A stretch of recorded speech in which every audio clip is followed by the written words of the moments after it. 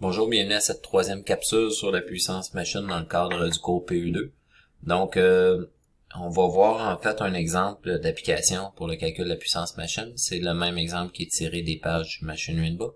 On va le faire finalement dans le système impérial avec les unités en pouces.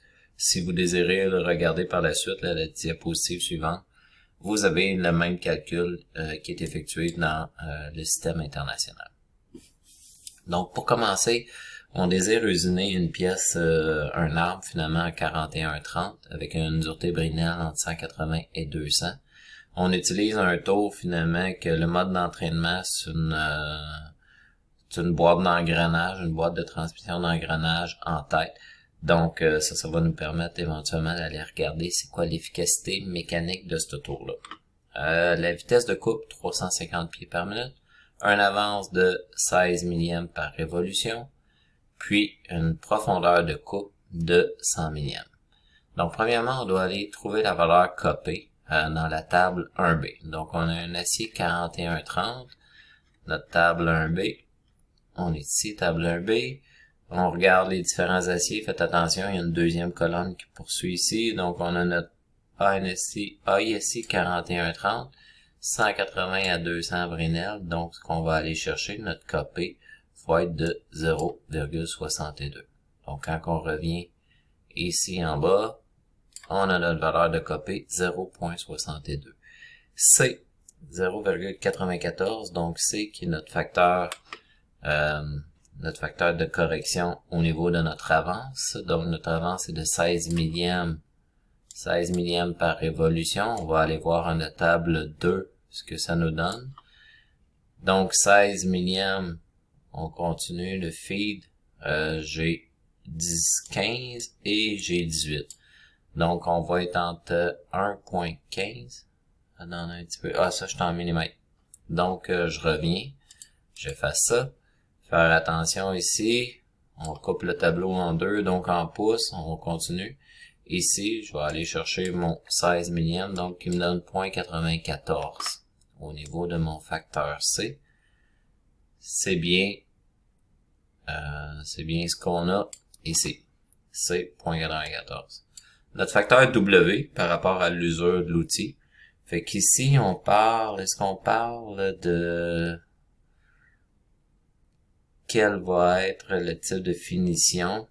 En fait, on nous parle d'un facteur de 1.3 à la table 3. Fait qu'ils nous ont pris une opération normale d'usinage ou semi-finition, en fait. Donc, une opération de tournage normale, ils ont mis un facteur de 1.3. Donc, ils l'ont pas spécifié dans le texte. Fait qu'ils ont pris la valeur moyenne de 1.3 pour le facteur W, facteur d'usure de l'outil. Puis, au niveau du facteur Q, parce que E, c'est pour la deuxième formule. Pour notre facteur Q, en fait, 12 fois V fois F fois D. En fait, 12, c'est pour transférer finalement ici nos pieds par minute en pouces. 12 fois 350 fois 16 millièmes par révolution fois 100 millièmes la profondeur D de coupe.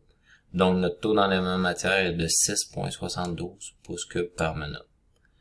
Fait qu'on peut à partir de ce moment-là faire notre formule KP qu'on a trouvé 0.62 dans la table 1B fois 0.94 la valeur de C fois 6.72 pouces cubes par minute puis fois notre 1.3 le facteur W qui nous donne 5.1 HP.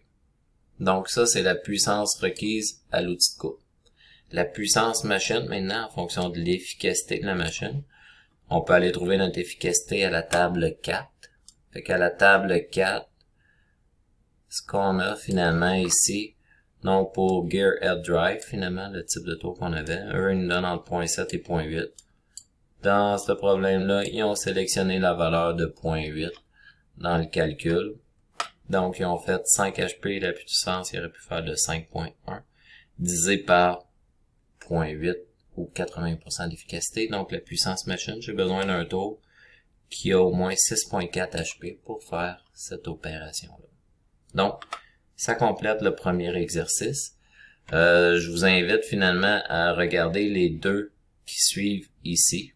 En fait, le même exercice dans le système impérial. Puis cet exercice-là également, le dernier exemple qui se trouve dans les notes de cours. Je vais également rendre disponible en fait des exercices pratiques à faire de votre côté avec le solutionnaire, donc vous pourrez regarder. Puis je vais probablement également faire une 4e capsule pour un exercice de puissance machine du côté du fraisage.